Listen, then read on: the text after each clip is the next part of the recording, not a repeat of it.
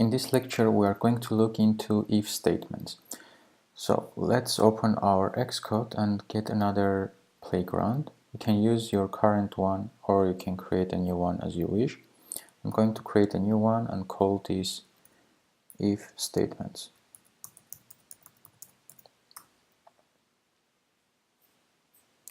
Let's enlarge it and remove the code here. So what is if statement? If statement we are using when we want to check if something is true or false, and based on that we are going to do different logic. So imagine if you have an application where the users under 18 cannot log in. So you ask the user to put the age of the user, and then you check if the age is 18 or up, then you can allow the user to enter the application.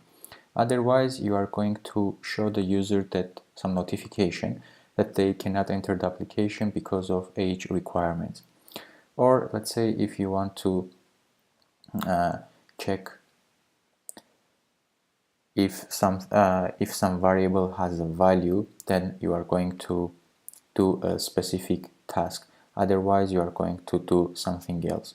So let's create a few constants and variables, and we're going to do some if statements so you can see what's going on. So first, the if statements are working on booleans. Even though it accepts only booleans, we can use them with our variables or constants combined. Let me show you some examples here. I am 18 is equals to true, and then we're going to say if I am 18, so we're going to say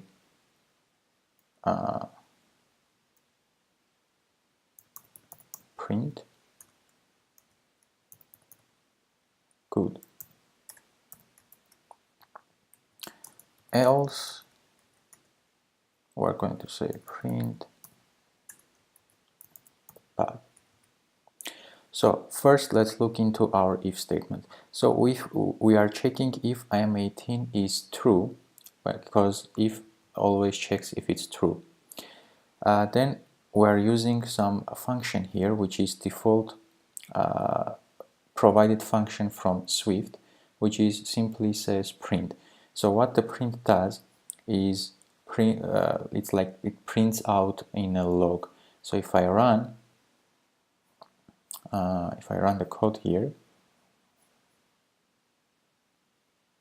let's give it a few seconds for our Xcode to run. You see the print out happens here. So whatever we print out, it does in our log here. So this is a good thing if you want to check if some values are correct, if some functions are getting called. It's very useful for debugging as well. So here we have a constant that is true, and you can see the value here, and that the good is printed out. If I change it to false, and if I run again, the bad prints out. So depending on what, if this is true or false, we are getting called different part of our code. So imagine if we are not going to just print good or bad, we are going to show our main application, so the user may enter the application, or we are going to show some notifications to the user. Let's create another example here. So I'm going to check now with our if statement. So I say, for example, var age is equals to 17, and then I'm going to say if age is greater than 18. So now we are using a greater than operator, and what this does is checks if this is true or it's a false. So we can pass a standard boolean, or we can pass some combination that it checks if this is true or false. So in our case, we are going to again say print I am over 18, and else, if this is not true, we are going to say print I am under 18. So if we run our application, our code here, you will see that it prints I am under 18 because our age variable here is set to 17. But if I change my age to be equals to 19,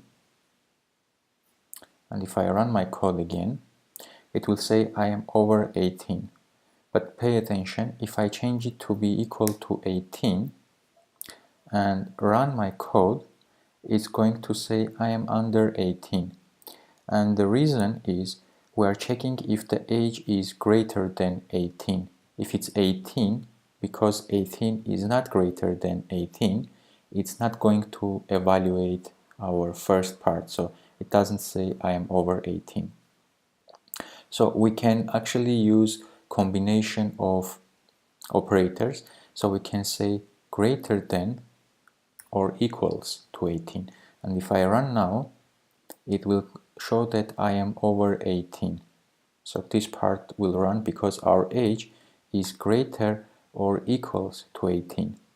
Also, we can say smaller than or equals, or we can say check if it equals 18.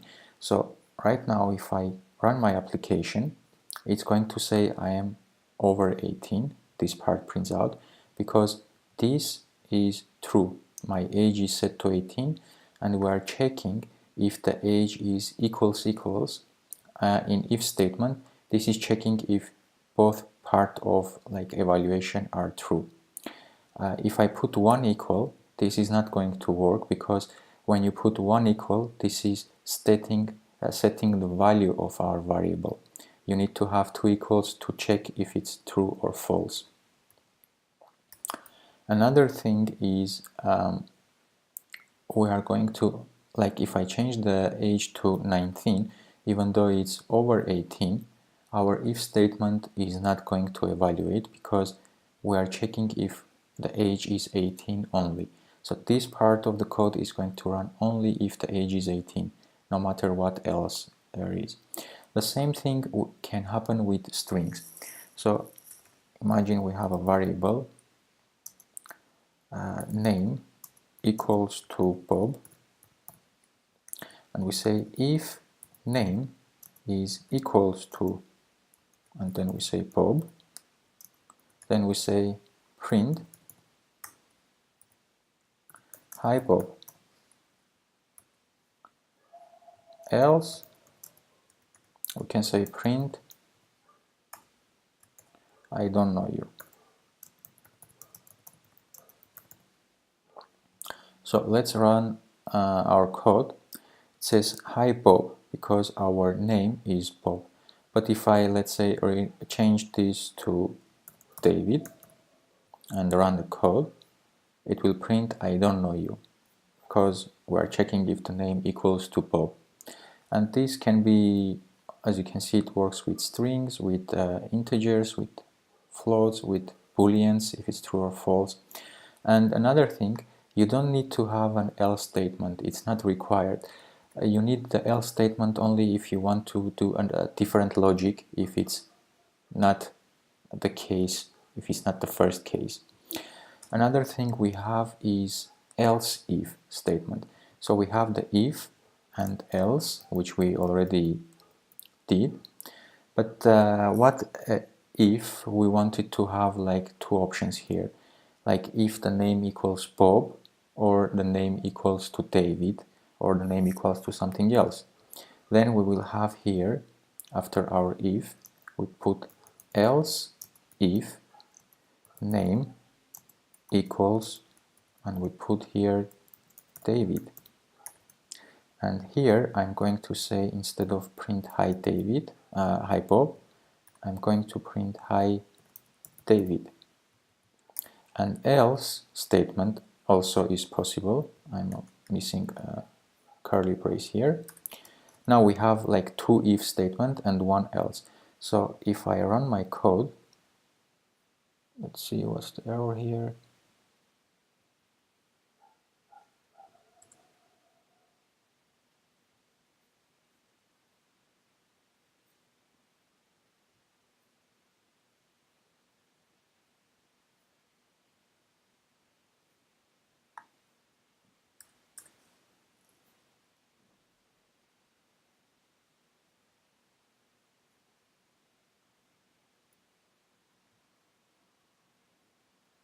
Oh, I am missing a curly brace there.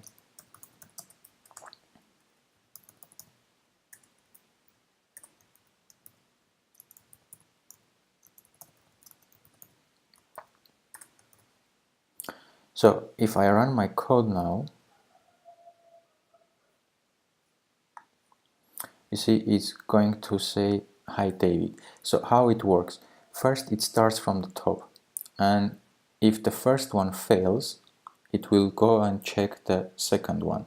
If the second one fails, it will go to the third one, which is our else statement. But in this type of if statements, if the first one succeeds, so if I put Bob here, and if I run, it's going to say hi Bob, and it will finish here because this was true and there is no need to run the rest of the code. So this is another way of writing an if statement. We can have multiple else ifs inside of it. For example, if I had another variable var other name is equals to David, and then here in else if I'm checking if other name is equals to David. So you see this part is true because the name is Bob, and other name is, this part is true because other name is David as well. But if I run my code, the Bob only prints out because it checks the first one. As soon as it finds something true, it's going to stop running the rest of the code. Even though the second part is true as well, we're not going to get the second part of the if statement here. So this is something to keep in mind when you are using else if statements. If you want both of them to be evaluated, you are going to do it in two separate if statements, and the else statement here won't be required. So what you will say, if the name equals Bob, do this. If the other name equals David, do this. So if I run, you will see that hi Bob, hi David both prints out because we don't have the else if option here.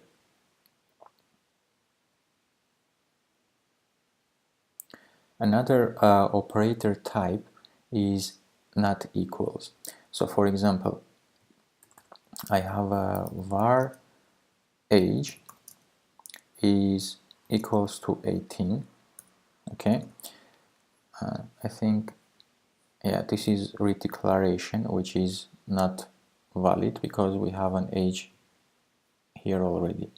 So let me remove this, and we're going to say if age is not equals to 18, we're going to say print I am not 18. Okay, and before we do this, if I run now, because my age, let's see what is our, yeah, we are changing the age value to 19 here. So this is our age value, and age is not equals to 19 because the current age is set to 19 and it's not equals to 18. So our code here is validated and it prints out. So we have different type of operators here. We have equal equal, which means equal. We have greater than or equals, which checks if something is greater than or equals to the other part. We have not equal, and then we have smaller than or equal. So if again we're checking with numbers, then we have just greater than something or smaller than something. So when it comes to booleans as well, so for example here, let me actually remove all this code so we can work with our boolean here. So imagine we have I am 18 is equals to false. If I run my code, it prints out the second part, the else statement, because I am not 18, I am 18 is false. So this part is not code. But if I put an exclamatory mark here, which says I am if this is not true. So without this mark, it checks if this is true. If I put it, it checks if it's not true. So this is kind of a not word. So not equals, and then we have equal equal, which is equals. So if I run my code now, it will print the good because this is not true. So our I am 18 is false and it's not true. But if I change it to true, the value is not, doesn't evaluate, and it goes to the second part where we have the but here. So this is our like not operator.